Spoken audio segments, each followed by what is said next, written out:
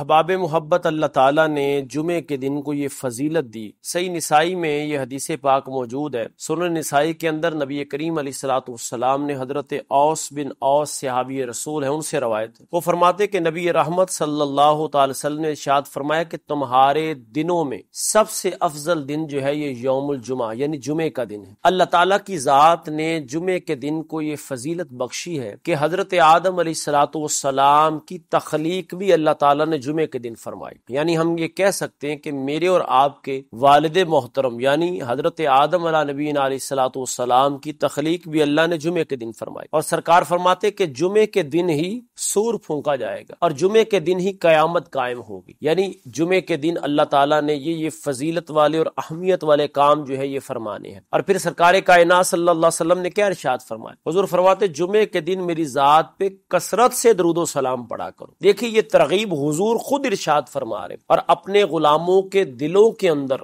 درود و سلام کی محبت کو، مودت کو اور پیار کو اجاگر کر رہے ہیں۔ سرکار فرماتے کہ کثرت سے میری ذات پہ درود و سلام پڑھا کرو۔ اس کے فوائد کیا ہوں گے؟ حضور فرماتے ہیں کہ جب تم میری ذات پہ درود و سلام کثرت سے پڑھو گے تو باقی دنوں میں ملائکہ میری ذات پہ درود و سلام پہنچاتے ہیں، لیکن جمعے کے دن میں خود تمہارا درود و سلام اپنے کانوں سے سنتا ہوں۔ اللہ تعالیٰ کی ذات نے یہ مقام درود پاک کی برکت کی وجہ سے اس غلام کو عطا کیا کہ اس کا ربط کتنی محبت بری بات ہے۔ میں سمجھتا ہوں کہ اگر ایک غلام اس بات کی لذت کو محسوس کرے، اس کے ذائقے کو، اس کے وجدان کو محسوس کرے، تو اس پر وجد و حال کی کیفیت ہو جائے کہ میں لہجہ بھی ٹوٹا ہوا، الفاظ کی ترتیب بھی نہیں، کہ مولانا روم تو کہے کہ ہزار بار بشویم دہن سے مشک و غلاب، کہ میرا تو لہجہ بھی ایسا نہیں اور آواز کے اندر وہ سوز و گداز بھی نہیں اور میری آواز میں وہ چاشنی بھی نہیں اور میرے الفاظ کے وہ معنی بھی صحیح طریقے سے ادا نہ ہو پائے، اور پھر بھی میں یہاں سے درود و سلام پڑھوں اور حضور جمعے کے دن میرا درود و سلام اپنے کانوں سے سنے۔ یہ بڑے کرم کے ہے فیصلے، یہ بڑے نصیب کی بات ہے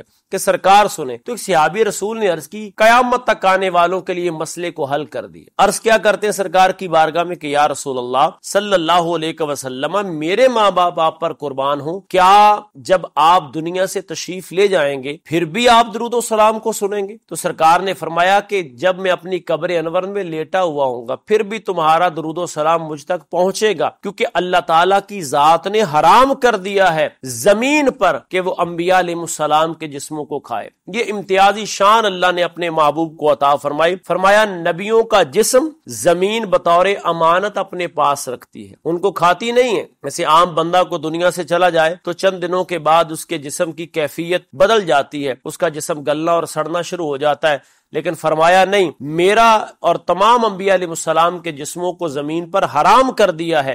گویا کہ معنی یہ مراد ہوا کہ جیسے ہی تم میری ذات پہ درود و سلام پڑھو گے عام دنوں میں پہنچایا جائے گا، اور جمعے کے دن میں تمہارا درود پڑا ہوا اپنے کانوں سے سنوں گا۔ خوشبو لگانا، نیا لباس پہننا، مسجد میں ذوق و شوق سے جانا، سرکار کی ذات پہ درود و سلام پڑھنا، گویا کہ جمعے کے دن کو سرکار کائنات صلی اللہ تعالی وسلم نے عید کا دن بھی قرار دیا ہے۔